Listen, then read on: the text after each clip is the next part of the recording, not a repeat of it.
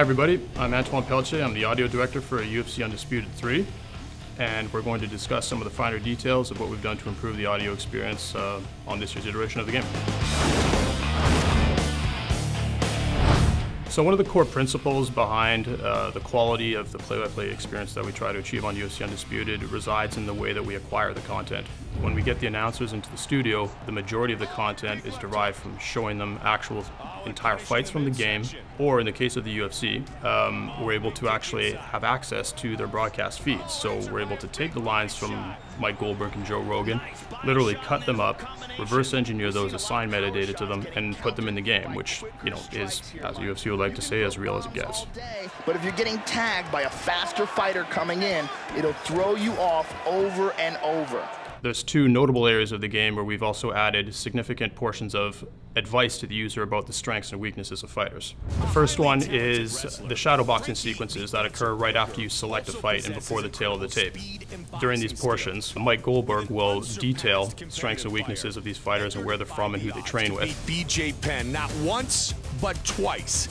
And then, of course, we have fighter entrances in the game this year. So as the fighters are coming out, Joe Rogan will give his take on the fighters' three strengths.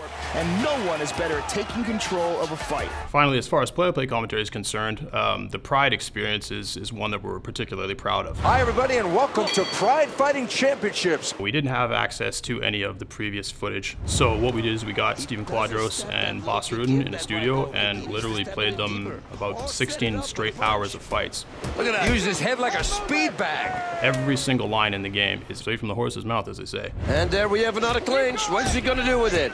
Wow, somebody's bleeding. We figured that that was a very key component to distinguishing Pride commentary from UFC commentary. Joe Rogan and Mike, you know, the UFC is a sport and it's regarded as such, and they announce it as such with pretty much a clear-cut play-by-play announcer and a color announcer.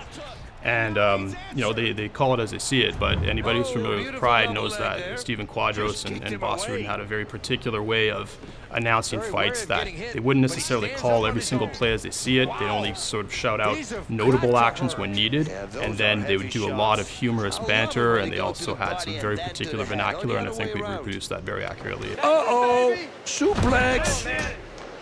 Oh, and that's not canvas what we're hearing right now. To distinguish UFC Undisputed 3 from 2010, we wanted to make sure that the experience was a more visceral one, that it was closer to the edges of the Octagon, if not entirely inside it, and that the audio experience needed to really reflect that.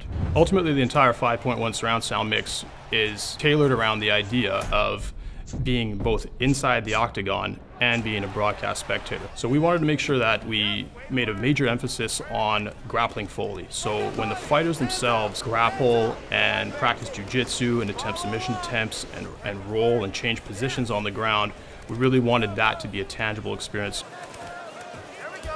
Another initiative we took was to distinguish the impact of strikes and collisions between fighters in various weight classes. So if you're taking Brock Lesnar in against Shane Carwin, you're going to hear nothing but thunderous impacts.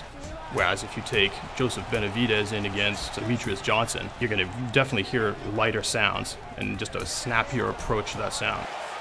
When you get the game, try playing different guys, you should really feel a tangible difference in the impact and the collisions between fighters of different weight classes.